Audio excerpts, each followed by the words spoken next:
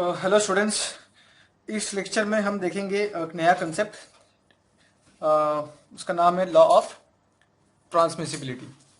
ठीक है, तो ये लॉ कहता क्या है कि अच्छा, ये स्टेटमेंट पढ़ने से पहले मैं यहाँ पे बना के दिखाता हूँ कि लेट्स से हमारे पास एक बॉडी है, ठीक है, जो कि क्या कर रहा है, वो रेस्ट कर रहा है ग्राउंड पे। अब हमने यहाँ पे एक फोर्स अप्लाई कर दिया, लेट्स से ये फोर्स अप्लाई किया P। अच्छा, ये लेक्चर के पहले हमने देखा था ना कि what are the characteristics of a force, मतलब क्या एक फोर्स को अगर मुझे कंप्लीटली डिफाइन करना है तो मुझे किन चीज़ों की ज़रूरत पड़ेगी, किन चीज़ों की ज़रूरत मुझे पड़ना है। हमने डिफाइन किया था क्या क्या चाहिए था मुझे। पहला, मुझे उसका पॉइंट ऑफ क्या चाहिए, पॉइंट ऑफ एप्लीकेशन मालूम होना चाहिए। दूसरा, मुझे फोर्स का मैग्नीट्यूड मालूम होना चाहिए। थर्ड, मुझे फोर्स का नेचर या फिर सेंस मालूम होना चाहिए। फोर्थ, मुझे फोर्स का क्या मालूम होना चाहिए, डायरेक्शन। ठीक है, ये चार चीज क्या है, these are the four characteristics of a force. मतलब जब तक मुझे ये चार चीज एक फोर्स के बारे में ना मालूम पड़े तो हम तब तक हम उस फोर्स को कंप्लीटली डिफाइन नहीं कर सकते। ठीक है, अच्छा, हम लोग आ जाते हैं हमारे लॉ ऑफ ट्रांसमिसिबिलिटी में। तो ये क्या है कि ये एक मेरे पास एक रिजिड बॉडी है, ये एक रिजिड बॉडी है, ठीक है, रिजिड बॉडी, और ये एक फोर्स एक्ट हो रहा है रिजिड बॉडी के ऊपर। ये लॉ क्या कहता है कि if a force acts on A rigid body, main चीज, पहला कंडीशन कि ये बॉडी जो है वो कैसी होनी चाहिए, it should be a rigid body. Then the same force can be transmitted और moved anywhere along its line of action. ठीक है, लास्ट लेक्चर में हमने ये भी देखा था कि जब हम लोग ये पॉइंट्स पढ़ रहे थे, ये चार कैरेक्टरिस्टिक्स ऑफ ए फोर्स जब हम लोग पढ़ रहे थे, तब हमने ये भी देखा कि वहां पे एक और चीज हमने इंट्रोड्यूस किया था, that is line of action. ठीक है, लाइन ऑफ एक्शन हम लोगों ने इंट्रोड्यूस किया था, और हमको ये मालूम है कि ये जो लाइन ऑफ एक्शन है वो क्या है, it can be extended up to infinity. ठीक है, तो यहाँ पे देखो ये जो फोर्स एक्ट हो रहा है तो ये इसका लाइन ऑफ एक्शन है। एज पर रूल हम इसका जो लाइन ऑफ एक्शन को क्या कर सकते हैं, इन्फिनाइट डिस्टेंस तक क्या कर सकते हैं, उसको हम लोग क्या कर सकते हैं, उसको हम लोग ट्रांसमिट कर सकते हैं उसको। ठीक है, राइट। तो ये जो लॉ है, ये लॉ क्या कह रहा है कि it states that if a force acts on a rigid body, then the same force can be transmitted or moved anywhere along its line of action without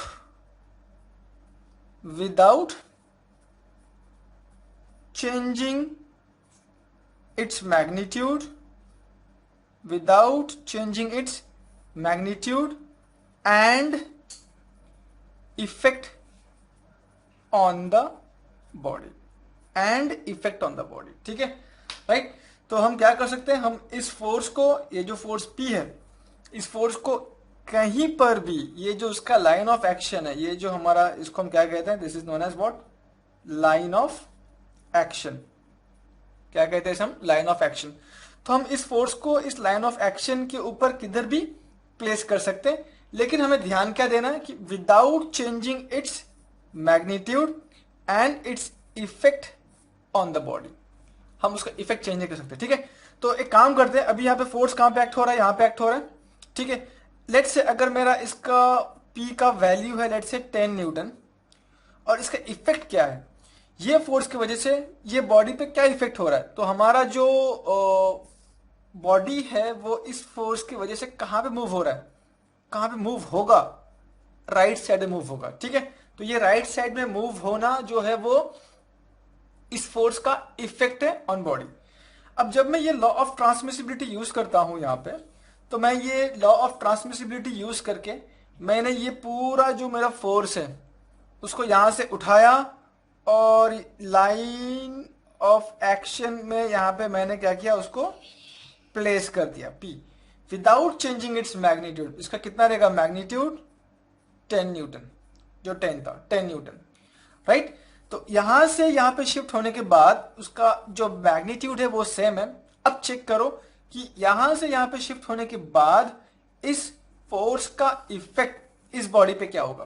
तो जब मैं इस फोर्स को यहां से उठा के यहां पे रख दूंगा तो क्या होगा, ये फोर्स जो है ये बॉडी को सेम कहां पे मूव करेगा, उसको सेम राइट डायरेक्शन में ही मूव करेगा। मतलब क्या हो गया कि यहां पे जब फोर्स एक्ट हो रहा था और जब मैं शिफ्ट किया यहां पे, दोनों ही केस में दोनों का मैग्नीट्यूड, फोर्स का मैग्नीट्यूड कैसा है, सेम है, एंड उनका जो इफेक्ट है बॉडी पे वो भी सेम है।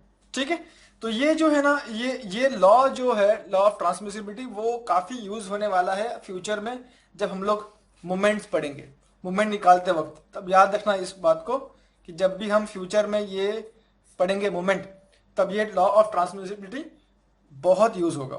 ठीक है, तो क्या कहता है ये law of transmissibility, it states that if a force acts on the rigid body, body कैसी होनी चाहिए, rigid, then the same force can be transmitted or moved anywhere along its line of action, anywhere along its line of action without changing its magnitude and its effect। ठीक है, एक point याद ये रखना है हमको यहाँ पे कि ये जो फोर्स है ना वो इसी लाइन के ऊपर ही स्लाइड होगा, मूव होगा या फिर ट्रांसमिट होगा, इसी लाइन के ऊपर। ठीक है, हम ऐसा नहीं कर सकते कि भाई ये फोर्स यहाँ पे एक्ट हो रहा है और हमने यहाँ पे दिखा दिया उसको, नहीं, ये गलत हो गया, ये गलत हो गया। इस फोर्स को इसी लाइन के ऊपर मूव होना है, शिफ्ट होना है, स्लाइड होना है, राइट। तो ये लॉ जो है, लॉ ऑफ ट्रांसमिसिबिलिटी, ये हमारा जो फोर्स है इस लॉ को ओबे करता है। ठीक है, इसीलिए फोर्स को हम लोग क्या कहते हैं, इसलिए हम लोग फोर्स को ये नाम से भी जानते हैं। क्या नाम से जानते हैं फोर्स को, it is also known as sliding vector, it is also known as sliding vector. क्यों स्लाइडिंग, क्योंकि हमारा जो फोर्स है वो क्या हो रहा है, वो स्लाइड हो रहा है along its line of action. ठीक है, तो इसलिए हम फोर्स को क्या कह सकते हैं, स्लाइडिंग वेक्टर भी कह सकते हैं। समझ में आया। ठीक है, तो ये हम काफी यूज करेंगे जब हम लोग मोमेंट के बारे में पढ़ेंगे। एंड ये देखो यहाँ पे कि because of this law force is also known as what, sliding vector, is also known as sliding vector.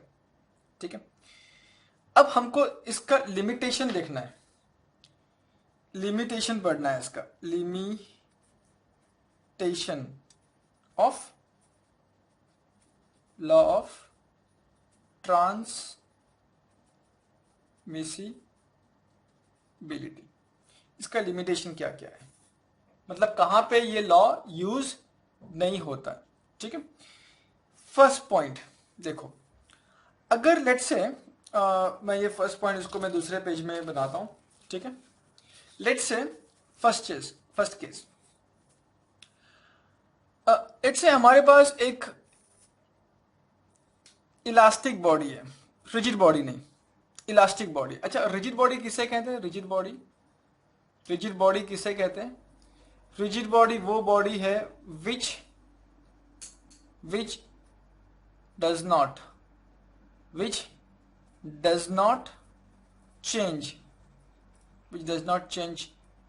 its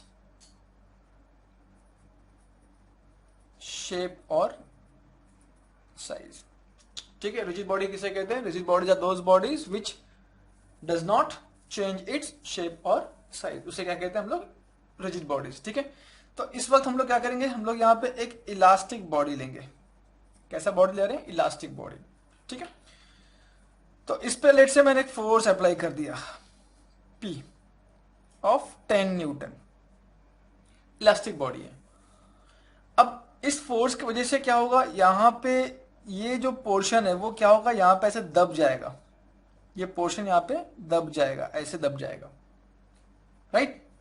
तो जब मेरा फोर्स यहां पे एक्ट हो रहा था तो इसका इफेक्ट क्या है कि यहां पे ऐसे ये बल्ज्ड हो गया पार्ट, ये बल्ज हो गया। ठीक है, यहां पे अंदर दब गया ये पार्ट।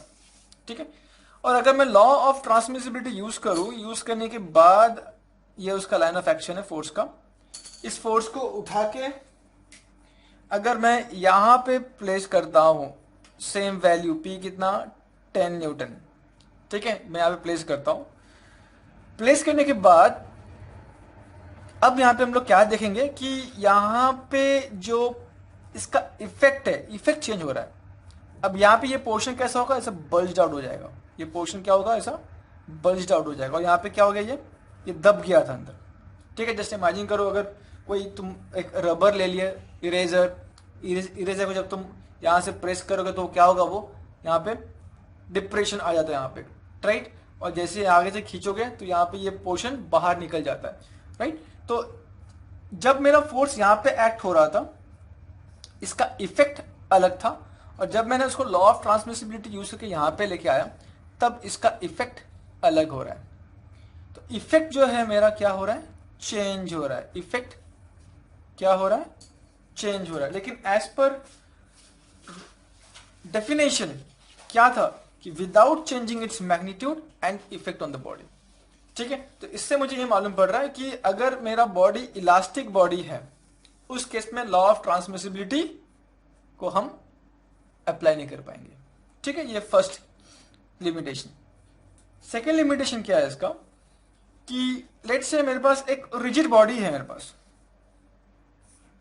ये रिजिड बॉडी है, ये एक रिजिड बॉडी है। ठीक है, अब मैं दो फोर्स अप्लाई कर रहा हूं, लेट्स से ये 10 न्यूटन का यहाँ पे, और सेम लाइन पे यहाँ पे 10 न्यूटन का फोर्स अप्लाई कर रहा हूं।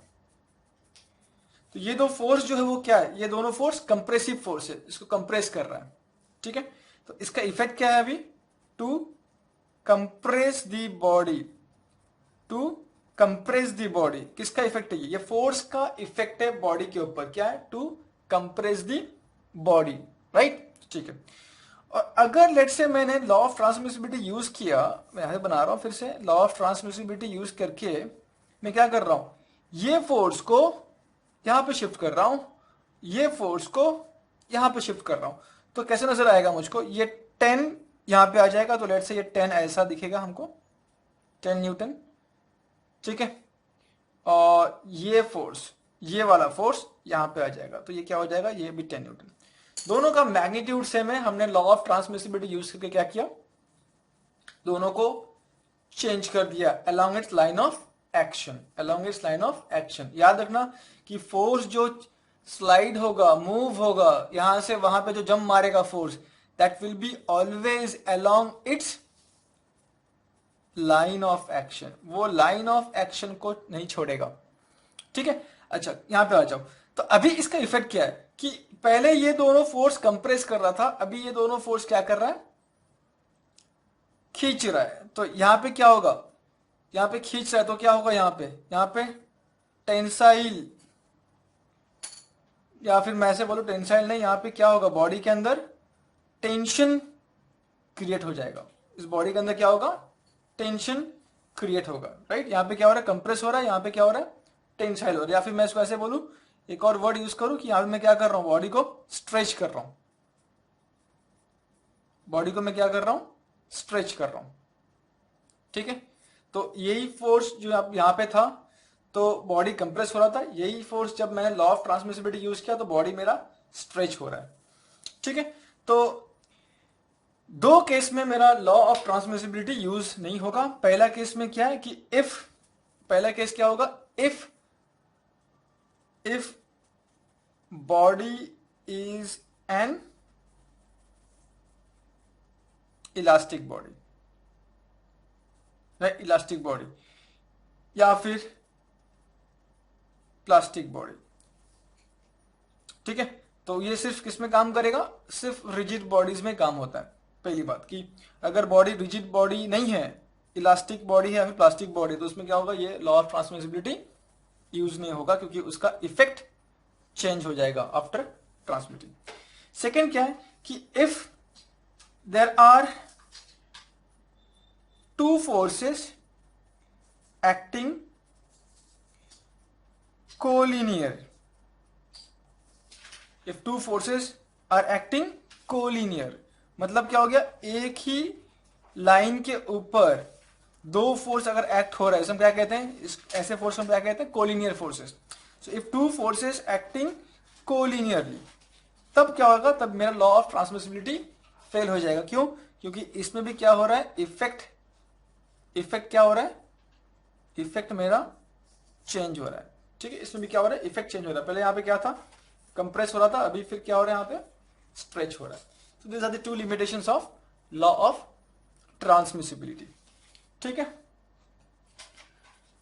ओके। तो एक और चीज मैं बता दूं यहां पे कि लॉ ऑफ ट्रांसमिसिबिलिटी में ध्यान दो कि दो चीज चेंज नहीं होनी चाहिए, एक तो मैग्नीट्यूड और दूसरा उसका इफेक्ट।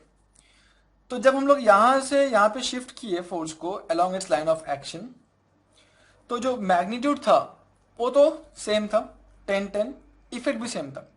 अच्छा, ये चेंज हो सकता है कि देखो यहां पे जो मेरा फोर्स था वो क्या था, ये जो फोर्स वो कैसा है, पुश, राइट, पुश।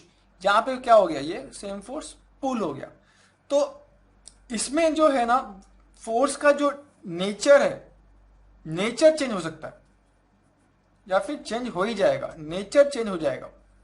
ठीक है, पुश का पुल, पुल का पुश, ऐसा हो जाएगा। लेकिन ये दो चीज चेंज नहीं होनी चाहिए एंड मेरा फोर्स जो है वो लाइन ऑफ एक्शन को नहीं छोड़ना चाहिए, उसके ऊपर ही स्लाइड होना चाहिए, राइट। और इसी पैरामीटर की वजह से हम फोर्स को क्या जानते हैं, स्लाइडिंग वेक्टर के नाम से जानते हैं उसको। ठीक है, so this were the two limitations of